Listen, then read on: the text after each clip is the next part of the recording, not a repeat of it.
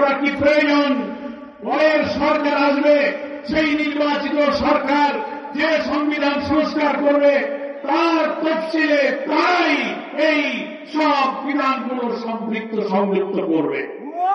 এটা হচ্ছে গণ আকাঙ্ক্ষার সাথে বিরোধিতা।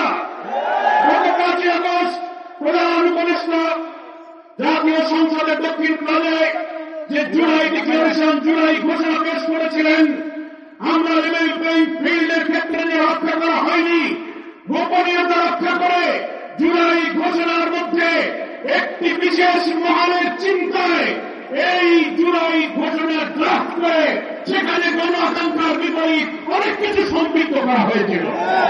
আমরা এটা সংশোধন করতে পেরেছি, তার পরিশ্রম উচ্ছেদ করা হয়েছিল। এর পরবর্তী সরকার এসে সংবিধানে এই সংস্কার এবং জুলাই সনদ বাস্তবায়ন করবে। এটা গণ আকাঙ্ক্ষা নয়।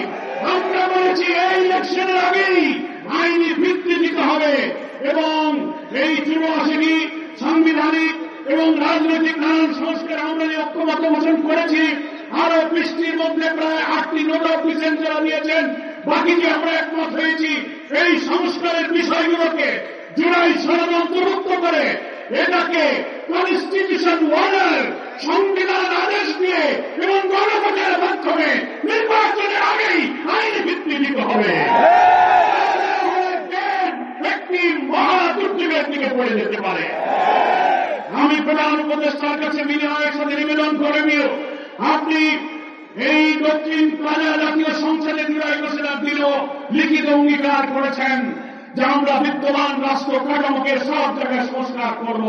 কই আজকে যারা বলছেন নির্বাচিত পরের সরকার এসে সেটা সংস্কার করবে, তার অর্থ হল এই দলেরই পরে স্থায়ী কমিটির নেতারা বক্তৃতায় বলছেন এখন আপনারা যত আইন সংস্কার করেন, যত কিছু বানান না কেন, আমরা ক্ষমতায় গিয়ে তা মুছে দেব।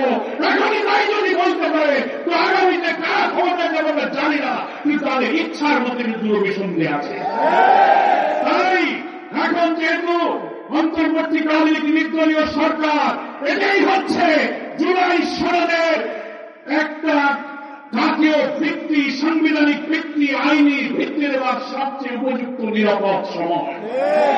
সেজন্য কোন দল বাহানা না করে আমরা ঐক্যমত্য কমিশন এবং সরকারকে, যেহেতু সরকার প্রধানই হচ্ছে ঐক্যমত্য কমিশনের প্রধান, আপনি সরকারকে ডাকুন কোন সংকট তৈরি না করে আপনি কনস্টিটিউশন অর্ডারের মধ্য দিয়ে, একটা রেফারেন্ডামের মধ্য দিয়ে এখনো সময় আছে, আপনি ইলেকশন এই সনদের ভিত্তিতে নির্বাচন করুন।